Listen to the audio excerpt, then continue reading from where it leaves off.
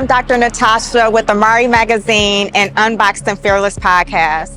We're here with the Me documentary, and this is amazing because this is around the same time that California recently signed in the bill, the No Your Period Act. This bill was signed, and it's very important because there needs to be a safe place for these conversations to happen, and we need to have enhanced knowledge so we can make informed decisions in regards to menstrual health.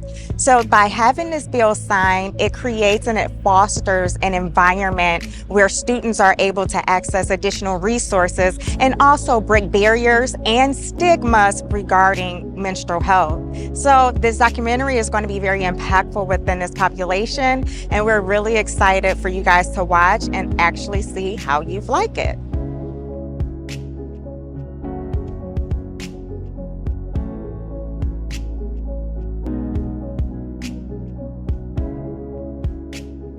I want to start off I'm Dr. Natasha. I'm with Amari Magazine, and I am going to be interviewing Tabitha and Choyce, and we're here for the Me documentary. And we have so many questions, but we're going to keep it limited because we know you guys got to get going. But we want to know, what is it that you want to resonate with the audience mostly about this documentary? I think the main thing is that we should all know that this is normal. We all have periods. We are women who go through very similar things, if not the exact same thing, most of our lives. And so we should all be open to having conversations about it. Absolutely. And Choyce, what do you want to resonate with the audience? Just being comfortable with their body, and for women's bodies to be normalized, and things that we have going on with our bodies to be normalized. So I had a chance to look at the trailer, and I thought it was very interesting. You had some barriers when you first started and some surprises. What do you feel like would be most helpful with the public when they're able to watch this? Because this is supposed to be a movement, liberation, women being able to express openly and being in safe environments to have these discussions. So what do you feel like will be most liberating and informative about this documentary? I think just relatability. Right? Being able to see yourself on screen.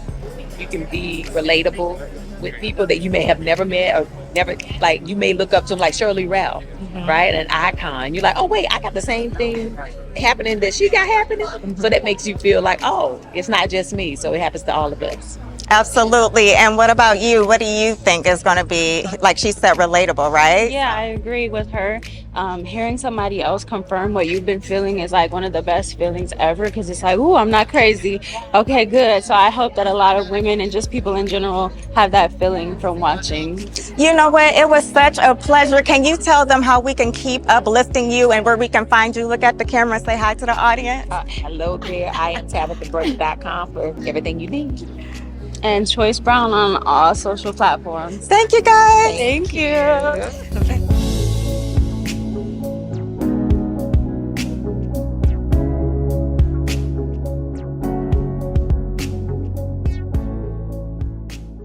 All right. Hi, I am Dr. Natasha in collaboration with Amari Magazine and Unboxed and Fearless. And I have the amazing Lisa Cunningham here. She's the director of the documentary, and we are so excited to learn more about this movement. So can you tell us more about your passion behind the whole idea of the documentary? Yes, absolutely. You know, this film came out of the fact that the founder of the Black Women's Health Imperative,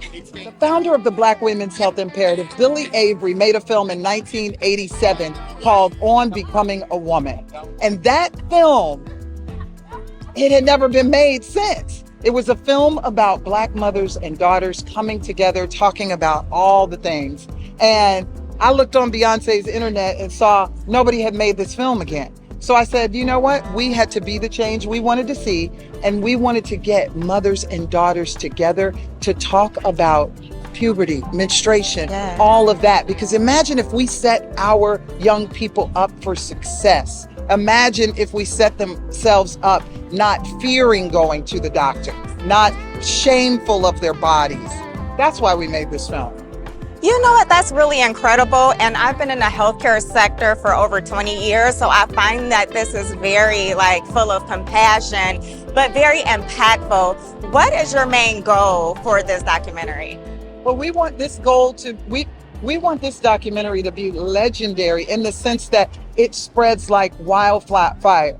We need everybody to rally around this film, want to show it at their, recreational centers, want to show it at schools, all of that, because that's why we're in Inglewood. We're not in Hollywood. We're in Inglewood for a reason, because we want the community to see this film, because that's who this film needs to be seen by.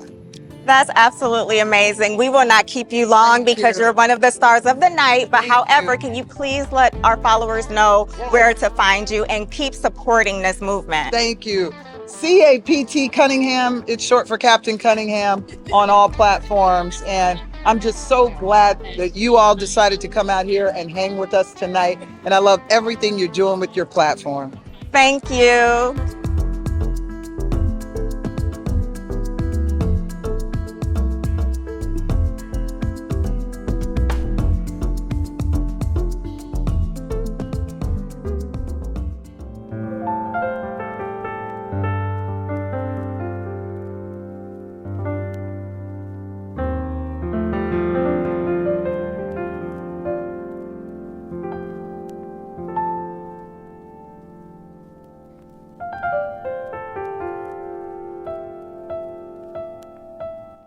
We're out here in Inglewood tonight, and this means so much because we're in community. We're in community with the Black Women for Wellness, with the California Black Women's Health Project, and with the Black Women's Health Imperative. When we did this film, we knew that it was for the community. And to know that mothers and daughters and young people and grandmothers and fathers are all in there right now, ready to watch this film that's an intergenerational conversation that needed to be had. This conversation started when Billy Avery in 1987 made a movie called Becoming a Woman. We realized nobody had ever made it again. And so here we are today, the blood, sweat, and tears that went into making this film. I was so proud to direct this film that I can now call an award-winning film. This was the time for us to do this film.